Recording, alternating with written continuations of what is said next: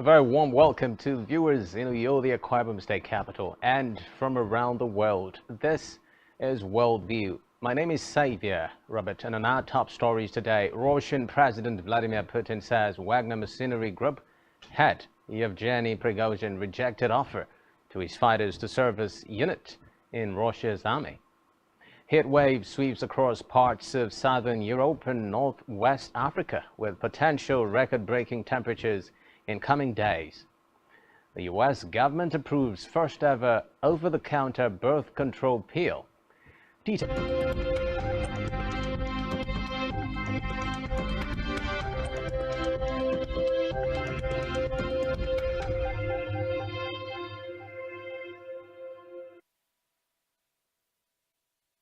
First on Worldview today, serve as a unit in Russia's army. He told media that many groups' reply was that his guys do not agree with the decision that challenged Putin's authority. On to Belarus, a close ally of Russia. Wagner has fought some of the bloody now assesses that the group is no longer participating in any significant capacity in support of combat operations in Ukraine. The comments were made on Thursday by Pentagon spokesman Pat Ryder, who also said that the majority of Wagner fighters were believed to still be in areas of Russian-occupied Ukraine, according to Russian President Vladimir Putin, and the supply of Western weaponry to Kiev will not change the course of the war. Putin, in comments to state television on Thursday, also reaffirmed his stance that Ukraine's tensions further and prolonged the conflict. When asked about France's decision to supply Ukraine with long-range weapons in the war zone with their use, the Russian leader added that foreign-made tanks were a priority target for its guys. Putin's comments came as U.S. President Joe Biden said on Thursday that Russia had already lost the war in Ukraine. And Biden also used his visit to Finland, NATO's newest member, to pledge that Ukraine would one day join the alliance, despite NATO in capital Vilnius. NATO leaders had dashed Ukrainian President Volodymyr Zelensky's hopes. In a later development, Russian lawmakers in the lower house of parliament today voted overwhelmingly in favor of new legislation that would make gender reassignment illegal. Further, that State Duma banned gender reassignment in Russia. The relevant changes to the legislation initiated by the chairman of the State Duma, Vyacheslav Volodin, and meant on social media that this decision will protect the citizens and children before entering into force, steps seen as formalities in a country where lawmakers are loyal to the Kremlin. According to the Ukrainian Air Force, roughly 20 Iran-made drones were shot down after the city's airspace. Now, it was, the reports say, at the end of the summit, Zelensky had a more optimistic take on developments. In his address, he said he was returning home with a good result for the country. Summit in Vilnius saw Western support for Ukraine at the top of the agenda. Away from that, the U.S. government has approved the first ever over-the-counter birth control pill, a prescription for women of all ages. In a statement, the agency said the move would help reduce women's barriers to accessing contraception. The manufacturer of Opill has also said it will most likely be available over the counter in early 2024. During the hearing, some scientists had raised concerns about whether young people and those with limited literacy could understand the directions, including not taking the prescription if they had a history of breast cancer, but committee take hormonal contraception. Elsewhere, Syria is to allow UN humanitarian aid into rebel-held territory through its main border crossing, which closed amid a political impasse since 2014, failed to agree on extending the operation. It says it is studying Syria's plan to continue deliveries for 6 months. Sovereign decision to let aid cross through Bab al-Hawa. He said it would allow deliveries to resume in full cooperation and coordination with the Syrian government. The move has raised fears that, if accepted, it could allow for Syria to control the distribution of the aid. Away from that, a heat wave is sweeping across parts of southern Europe and northwest Africa, with potential record-breaking temperatures in the coming days. According to in Italy, temperatures could reach as high as 48.8 degrees Celsius. A red alert warning has been issued for 10 cities, including Rome, Bologna, and Florence. Recall that on Tuesday, a man in his 40s died after collapsing in northern Italy. Italian media reported that the 44-year-old worker was painting zebra crossing lines in the town of Lodi, near Milan, before he collapsed from the heat. He was taken to hospital, where he later died.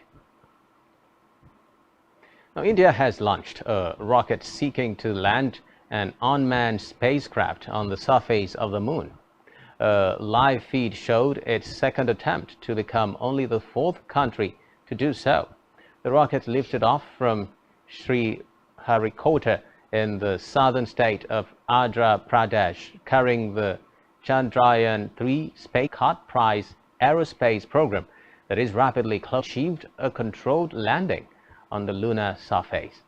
India's last attempt to do so ended in failure 4 years ago in Azerbaijan's restive Nagorno-Karabakh region, demanding Baku reopen the enclave's sole land link with Armenia. Reports say Karabakh has been at the center of a decades-long territorial dispute between Azerbaijan and Armenia, which have fought 2 wars over the mountain corridor, the only road linking the region to Armenia, accusing the Armenian branch of the Red Cross of smuggling. According to separatist authorities, the closure sparked concerns over a humanitarian crisis in the restive enclave. More than 100 people have died across Asia this month as the vast region experiences an intense monsoon season. The past fortnight has seen extreme rain that has caused floods and landslides across several countries, including India, China, and Japan. Hundreds of thousands of people have been forced to evacuate as a result. On Friday, South Korea was on high alert as a storm battered the capital Seoul, while of Kyushu, in which at least 8 people, including a local politician, died. Others are still missing. Scientists warn that of the extreme weather. After the break, South Africa's top court has ruled that former President Jacob Zuma should return to prison to complete his 15-month term for contempt of court, dismissing an appeal seeking to keep him out of jail. Stay with us for details of this and more.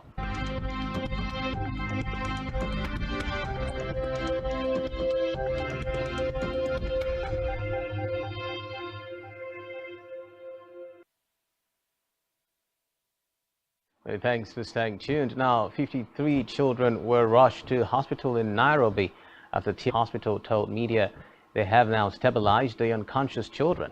There have been demonstrations around the country called by the opposition over the rising cost of lease, and demonstrators who joined banned opposition protests against tax hikes after the violence. Interior Minister Kithure Kindiki issued a warning that the authorities would no longer tolerate the unrest.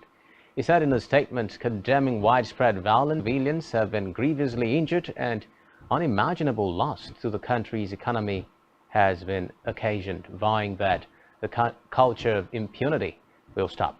Recall that police had earlier fired tear gas on protesters in and around Nairobi, with 5 of the 6 deaths reported in the towns of Mlolongo and Kitengela on the demonstrations against a tax law that has seen fuel prices surge, adding to the difficulties faced by poor Kenyans.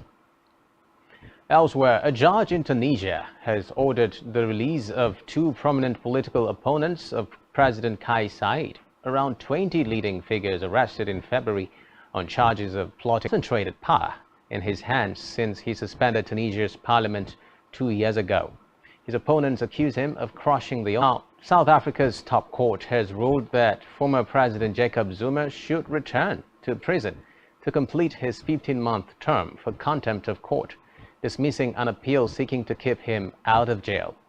It was not immediately clear whether Zuma would return to jail, with sentenced in June 2021 after refusing to testify before a panel probing financial sleaze and cronyism under his presidency, but was freed on medical parole just 2 months into his term by the Constitutional Court, which said it had no reasonable prospects of success, reasons his foundation confirmed. Its statement said he will be returning to the country once his doctors have completed in September 2021. He had been released from prison after serving less than 8 weeks of a 15-month sentence. Zuma, now aged 81, had been jailed after 9 years in office, but has repeatedly maintained he is the victim of a political conspiracy. Away from that, major films in production, including the Avatar and Gladiator sequels, are looking likely to be such as Disney film Haunted Mansion, released later this month. Events including the Emmys and years, some 160,000 performers stopped work at midnight in LA. The announcement followed similar strike action to a halt. You can find on our website, SpectrumTV.ng. My name is Xavier Roberts, reaching you live from Uyo, the capital city of Akwa Ibom, and you have been watching World.